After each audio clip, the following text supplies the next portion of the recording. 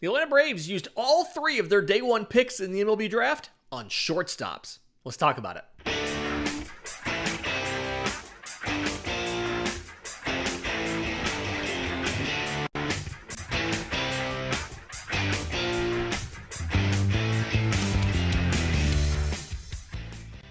Yes, welcome on in to Braves Today for Monday, July 14th.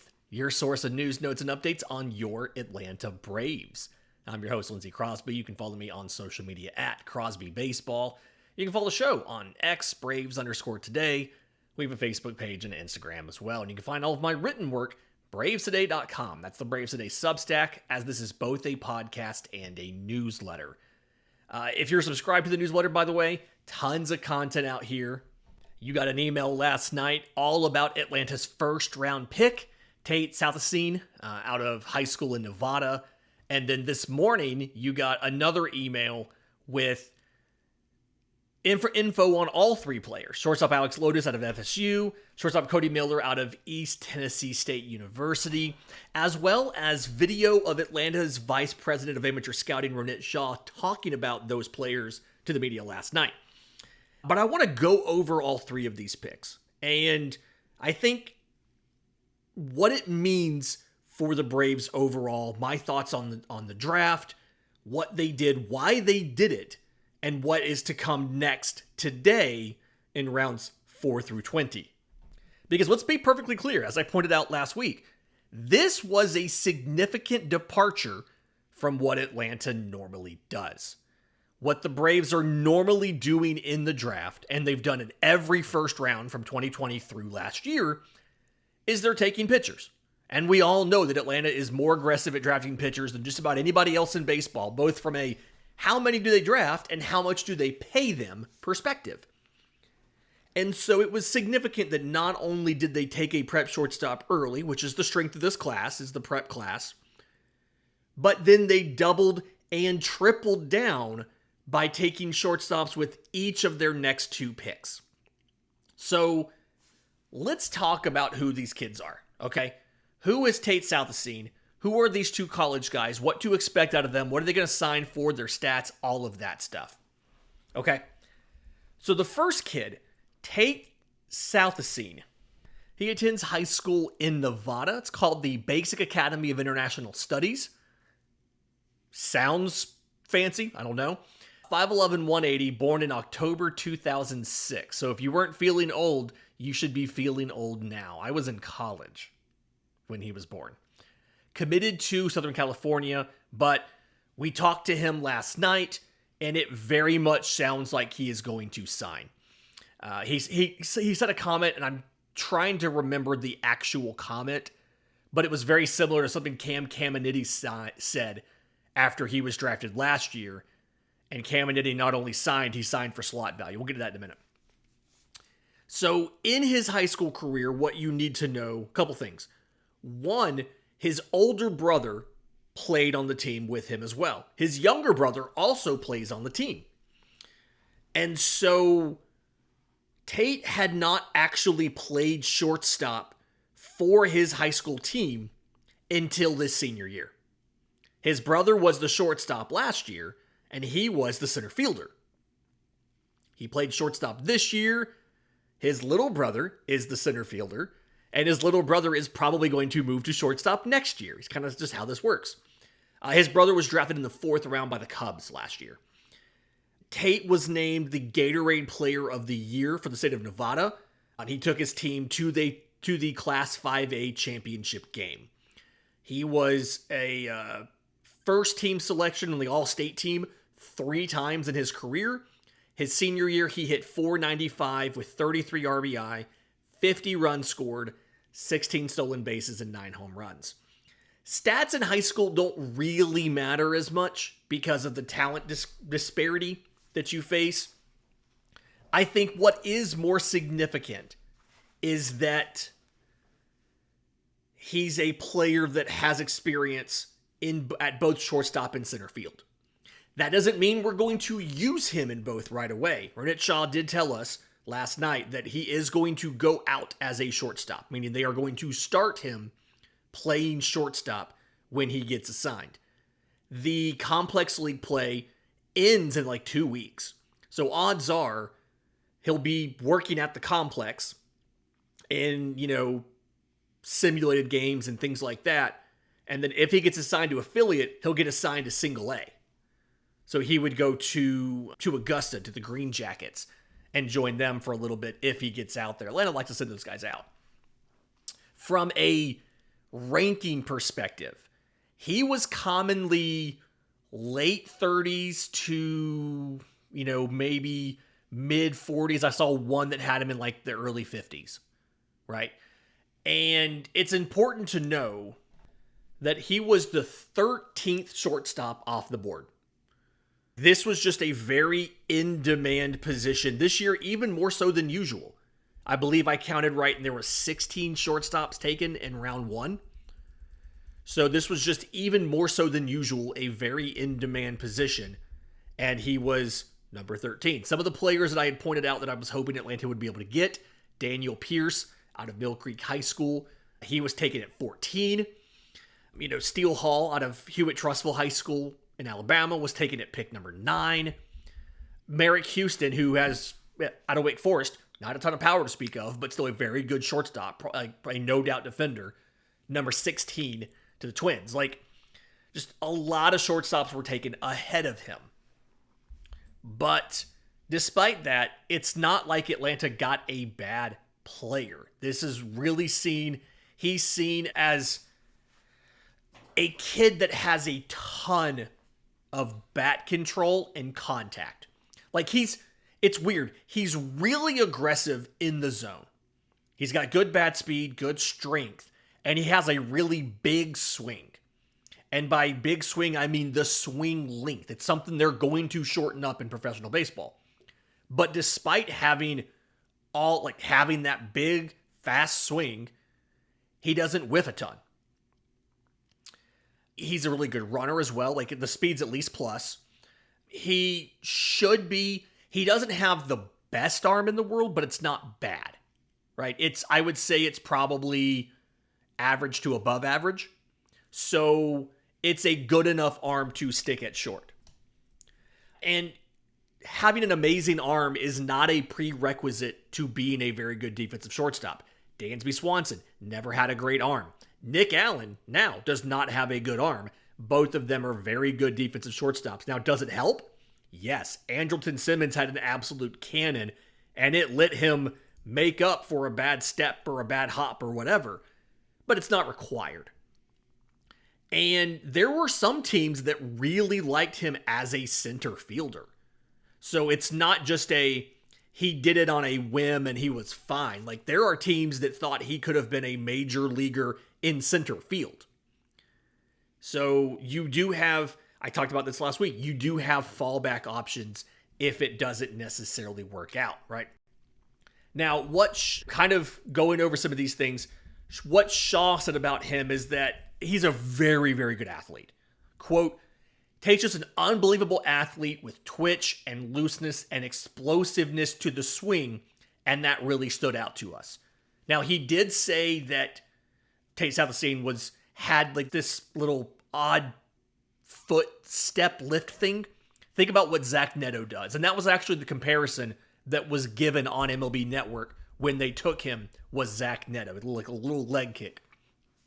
But he has really good hands, really good bat speed, and they believe that he has the ability, even with the leg kick, it's unorthodox. It's not bad, it's just unorthodox, that he can cover the entire strike zone.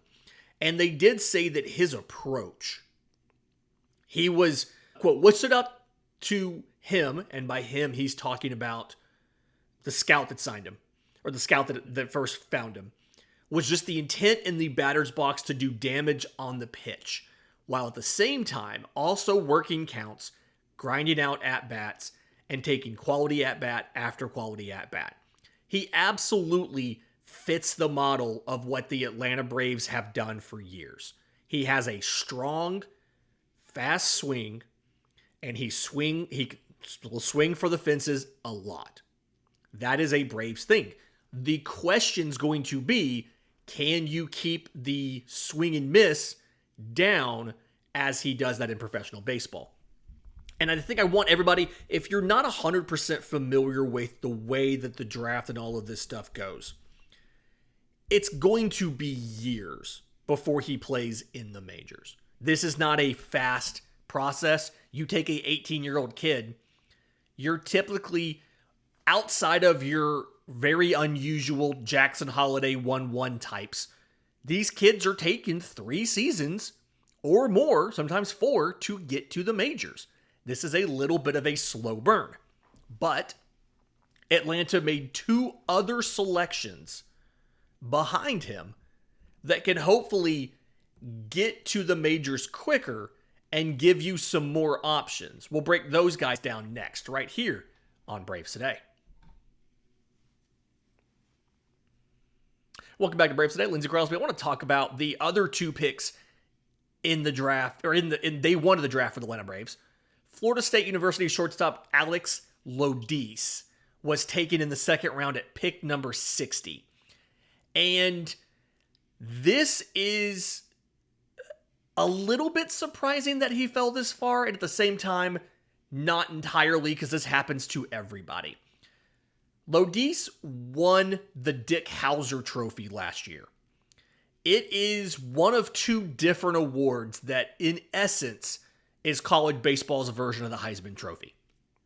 The other one, by the way, the Golden Spikes Trophy. If you're curious, the Dick Howser Trophy is named after former MLB manager Dick Howser, who died in 1987 of brain cancer. And they established this in his honor, right? A couple of these guys have been the number 1 overall pick. Paul Skeens won it. Adley Rutschman won it. Steven Strasburg won it. They were the number 1 overall pick. Chris Bryant, Buster Posey both won this and then went on to be Rookie of the Year. So just, there is, like I said, there is technically 2. Golden Spikes is just a different organization. It was created by USA Baseball, and they give it to the best amateur baseball player. Technically, it's always a college baseball player, but technically it could be anybody. This one legitimately is just a college baseball player. But anyway, he hit .394, 17 home runs, 18 doubles, 68 RBI. He had a .705 slug and a 1.167 OPS at Florida. And it was something, he had been at North Florida his first year, the only college offer he got, his freshman year there. Transferred to Florida State and had that huge breakout in year 2 at Florida State. He cut his strikeout rate down to 20%. His walk rate went up to 9.8%. And just was very productive. To me, Lodise is not the highest ceiling player in the draft. I do think there are caps to what he can do. And I say that from the perspective of his defense is fine. You are like, he has really good range. The hands are good. The arm strength is good. The question's going to be, can he put it all together to hold off a better defender at shortstop? Right? It's not bad. He's not a bad shortstop. I don't think he's going to be a Gold Glove caliber shortstop, but he'll be above average, right? And that's kind of the story here. Nothing is plus with Alex Lodise, but almost everything's above average. The bat speed's really good. He's good at pulling the ball, just shooting line drives. He does well with fastballs. He does struggle with breaking balls, right? He is incredibly aggressive at the plate, which that seemed to be a theme here for Atlanta in this draft. But very aggressive at the plate, so he can have those situations where he gets into a slump and runs a bunch of strikeouts and you got to fix it, right? But he should be able to stick in the infield. I mean, the arm's good enough for third, the hand's good enough for second. So like, even if he's not your guy at shortstop, he should be able to stick on the dirt. And he could probably play all 3. And he's got a little bit of that clutch gene in him. He hit for the cycle his junior year at Florida State, this final season. And he had already gotten the triple, the double, and the single. And he needed the home run. And the way that he did it, it's almost like it was scripted, right? He got the home run as a grand slam for a walk-off win over rival Florida. Like, it's not just the fact that he did it, it's the way that he did it, right? And, like, that's kind of the story here with Lodise. Everything is good. Nothing's great, but nothing's bad. It's really, to me, it's the way I put this on X, on Twitter, whatever, after it happened, it's really a floor over ceiling, right? You don't have Alex Lodise because you think he's going to be an MVP. You have Alex Lodise because you're going to be able to put him in the 6th spot, the 7th spot. He's going to have good at-bats. He's going to play a good shortstop. He's going to do enough offensively to keep you going. Does he stay at short his entire career? There's a chance that somebody comes in and bumps him from short to second, right? Maybe it's Southisene. Maybe it's Miller. Maybe it's John Gill or somebody else in the lower minors. Maybe he just beats him out because he's a gamer and he's clutch and all that stuff. He's one of those guys that, again, in a vacuum, none of his tools are amazing. But he's he's just a ball player. He's just a good ball player. And you need guys like that. Every single player on your team can't be an all-star. It just doesn't happen in this day and age of baseball.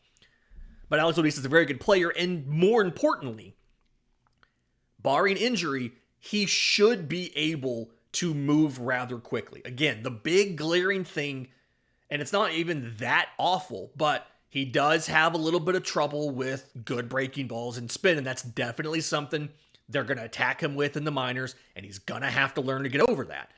But if that's the one thing that they can improve there, and he can work on that, he could be the end of next season, maybe early in 27, he can be in the majors. Like, he's that talented and that skilled. So a fast mover, a guy who should be able to help you sooner rather than later, definitely a good thing. The other option here, Cody Miller, the 3rd round pick number 96, East Tennessee State. He's one of those dudes that got better like every single season, which you would expect, right? But he's been the shortstop.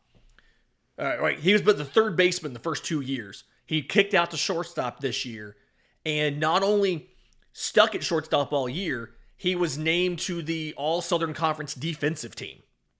So he's a very good shortstop. He also was a second team all-conference anyway. Another guy, kind of like the other two, really aggressive in the zone. But despite that, he doesn't whiff. Like, he swings, I think I saw just under half the time. I was getting some texts from some people in college baseball who had to play against East Tennessee State and sent me some of their scouting notes. He swings like almost half the time, which is kind of aggressive there. Whiff rate in the zone was 8%. If it's a strike, he's hitting it. Now, little bit of a concerning thing, and anybody outside the first round is going to have things that are concerning, right? He chased about 30% of the time. So definitely something that has to be improved going forward. Atlanta's going to have their work cut out for them on that. But he doesn't hit a ton of ground balls. Like, he's pretty good about getting the ball in the air. He's pretty good about pulling the ball in the air, which is the proven best way to hit for power. I've seen conflicting things about whether or not he's vulnerable to elevated velocity or spin. I think it's the elevated velocity that he can got with a little bit. That's some of his expansion of the zone is going up to get a fastball, especially a good fastball. And I think the power ceiling here is probably average. He's not going to hit 30 home runs a year as a shortstop. But he's got really good speed. And when Ronit Shaw talked about these guys, he specifically discussed Miller's speed and said, like, if he needs to play the outfield, he's going to be able to do it. And I think that's big here. And I talked about this last week again. And I wrote about this too over on Braves Today. But you've got multiple development paths for these guys, right? You start them all at shortstop. Different levels, obviously. I'd imagine Lodise is probably, the goal is to have him start next year in high A, right? And quickly bump to double A. Because you've got a couple shortstops down there now you have to figure out, right? You've got John Gill down there already. You've got these two guys. Your prep probably starts off in the complex league next year and moves to single A in the back half of the schedule. While Miller probably starts in single A, and the goal is to get him in high A pretty quickly. But all of these guys have the tools to play shortstop at the major league level. Now, will they end up doing that? We don't know. It depends on what players you have there, how they continue to develop as they continue to, or how they continue to improve their defense, or what happens to their defense as they continue to play in professional baseball, right? Maybe the range takes a step back. Maybe one of them bulks up and is swinging for more power and ends up kicking out the third. Like, there's questions. But when you drafted them, they all project to be able to still play shortstop in the majors. And that's the big deal, because now you start at the highest of the defensive options. And if you have to move somebody somewhere else, Cody Miller has the speed. He can probably play center field. Again, Tate started off in center field in high school before he moved to shortstop. So you have a lot of flexibility with these guys as they develop, as they work through the minors, and as everybody else you already have also works through the minors. So I'm a fan of this draft. I'm a fan of the approach of grabbing multiple guys at the same position, because you should be able to start them at different levels. Again, this is a situation with these guys. Southisene is probably starting in the complex league next year. Lodise is probably starting in high A, and Miller starting in single A. And yeah, you've got to work around, like, where is John Gill in this whole thing, or these other guys. But for the most part, like, you can carry two shortstops on one minor league team in the lower minors. You can play one guy can play 3 days a week at short, and then at second, the other guy can play at, the other days at short and at third or something. Like, you can make it work. I'm not worried about that. And that's actually a good thing for cross-training. The Tampa Bay Rays almost always take a prep shortstop in the first 100 picks, like almost every single time. They did last night.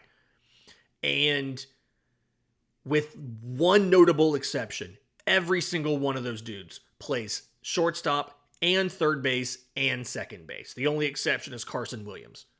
And he's considered to be the best defensive shortstop in all of minor league baseball. So that's kind of why he's only played shortstop. They're not going to waste him somewhere else. But everybody else has played short and second and third.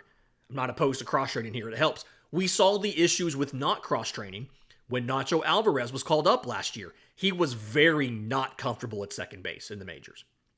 Now, granted, he was also adjusting to major league pitching. But this weekend in St. Louis, Nacho Alvarez looked a lot more comfortable at third than he did at second last year. And so, like, that is the thing. And it's because Nacho played a lot of shortstop in his time to the minors, because they were trying to convert him into a shortstop. He was not getting the cross training.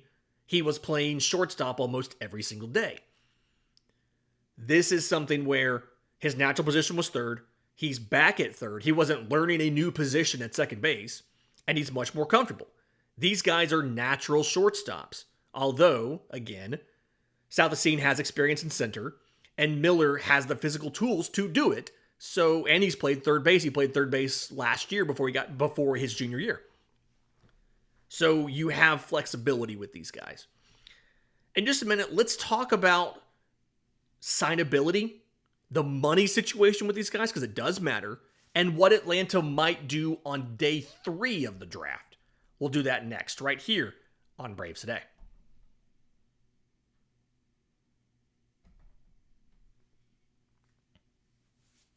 Welcome back to Braves Today. Lindsay Crosby. And real quick, a lot of Braves fans were frustrated that Wiwa Aloy, the Golden Spikes winner, shortstop at Arkansas, was still on the board when Atlanta took prep Tate Southisene at pick number 22. I was talking to some folks about this and asking, why would Atlanta pass on him for a prepster? And a lot of the response that I got came back to the strikeouts. There is a difference in strikeout rates. And it kind of comes down to, why are you striking out? Is it process? Is it skill? And by that, I mean, are you chasing pitches out of the zone? And that's why you're striking out? That's a process. That's a bad swing decision on a pitch that you were not able to hit. It is not the easiest thing in the world, but you can get better at that. Remember how atrocious Austin Riley was at swinging at the down on the way slider? And he got better. It's not fixed, but he's better about it, right? A process strikeout you can fix. But there are some players who have good swing decisions. Like they're not chasing a ton. They just can't hit certain pitches or in certain locations, right? Jace Lavalette, who went to Texas A&M outfielder who went to the Guardians, ran a strikeout rate over 25% in college, which, by the way, no first-round pick with a strikeout rate of 25% in college has made the majors and been good. Aaron Judge is kind of what everybody always thinks of when they say that. He was at like 21% at Fresno State. Kyle Schwarber was in the teens in Indiana. Like, no guy with a strikeout rate over 25% in college has been a high draft pick and has made the majors. It's just not really a thing they do. Tim Elko is probably the best example of that. And he came up just this year and did a little bit at first base for the White Sox before he got hurt. Aloy's strikeout rate was about 21% last year. And a couple things in there was, one, the batting average on balls in play was almost 400. So he was getting better than average results just by putting a ball into play. And that is typically something that can regress a little bit, right? If you rerun the season with a normal batting average of balls in play, he probably comes back a bit. Now, he had room to come back. He hit 350. He has room to come back a little bit, but still. And then the other thing is the nature of his strikeouts. He struck out, I had it here. He struck out 64 times in 65 games. So about once a game, which comes out 20 to 25%, depending on how many at-bats you have. But so many of those strikeouts were not chase. They were swings and misses at pitches in the zone. And he also had the issue of a lot of weak groundouts. It's a really steep swing. It's an uppercut swing. And a lot of people have questions about, is that swing still as effective at generating power with a wood bat versus a metal bat? Because it requires better quality contact. And then, can you flatten that swing plane down a little bit so that he doesn't roll over so many pitches, so that he doesn't pop up so many pitches, so that he doesn't swing and miss so much, especially on breaking pitches, without taking away his power ceiling? Like that was one of the questions. He ends up going to Baltimore. Ends up being picked by the Orioles. They took two catchers, and then they took him. But I think that's part of the reason why he ended up not being the choice for Atlanta. They talked about the athleticism, but all of these guys, they are aggressive at the plate, but their strikeouts come from swing decisions more so than just inability to hit strikes. And I think that's a big part of it. I believe it was Miller. It was either Miller or it was one of these guys, Miller or Lodise, had an 8% whiff rate on pitches in the zone. 92% of the time you throw him a strike and he swings, he's going to hit it. That's the difference in Aloy and some of these other guys. But anyway, the money here. Again, Southisene, I think he's going to sign for slot value or a little bit below. Lodise is a $1.52 million slot value. I feel like he's probably going to come in probably near or around his slot. Maybe a little bit more, but I doubt it. Cody Miller, I think, is actually going to be a little bit cheaper. Drafted at 96. A lot of boards I saw had him in the low hundreds. Drafted a little bit earlier than you would expect because I think there's a financial thing here. I think there's a deal here. They're going to sign. They're all going to sign. You don't take a guy in the top 10 rounds anymore without knowing he's going to sign. I just think these guys are signable because they've already discussed it, and I think you're going to see a little bit of money savings on these first three guys. And the org is really happy to have them. I do think there's some more stuff they want to do. Looking at some of the remaining guys that are available. Atlanta has the 22nd pick in the fourth round, 22nd pick in every round going forward. And so some of these players won't necessarily fall to them. By the time you're watching this, we're going to drop it a little bit early. By the time you're watching this, they may have already made a selection or two. But Coy James is a shortstop out of North Carolina. He's committed to Ole Miss. He's another one of the players I wrote up last week as somebody that I'd like to see the Braves try to target. Although in my write-up, some of that was as one of the first three. They already have three shortstops, so they may go a different direction.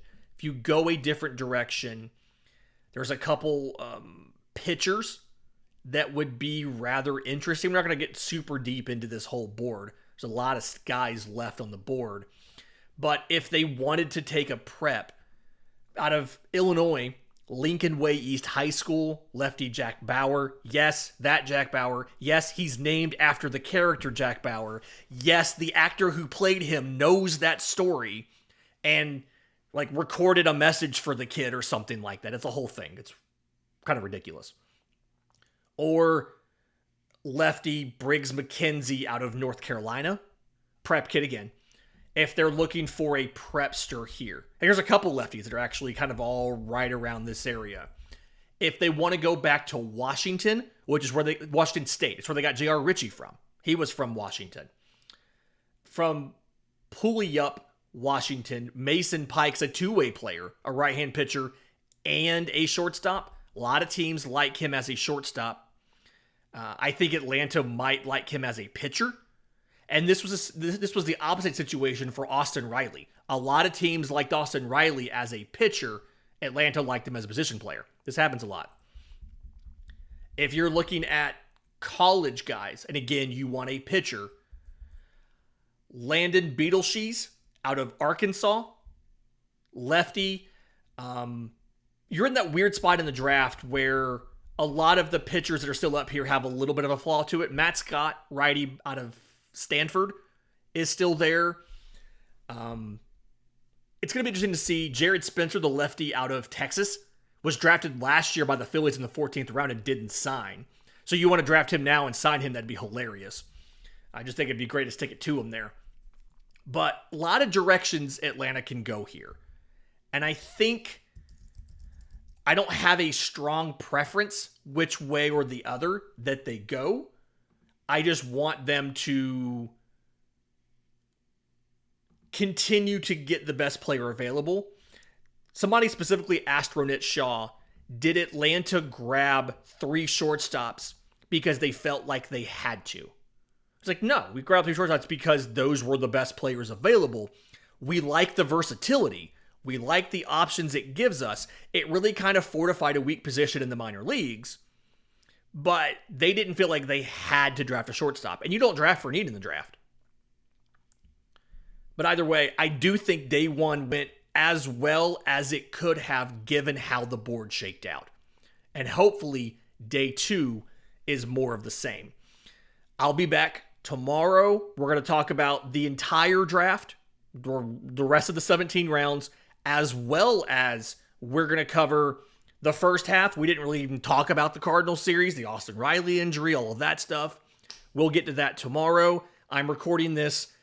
Right now it is 1:24 a.m. Eastern time on Sunday night. So if y'all don't mind, I'm gonna go to bed. But we're gonna come back. There is a show on Tuesday.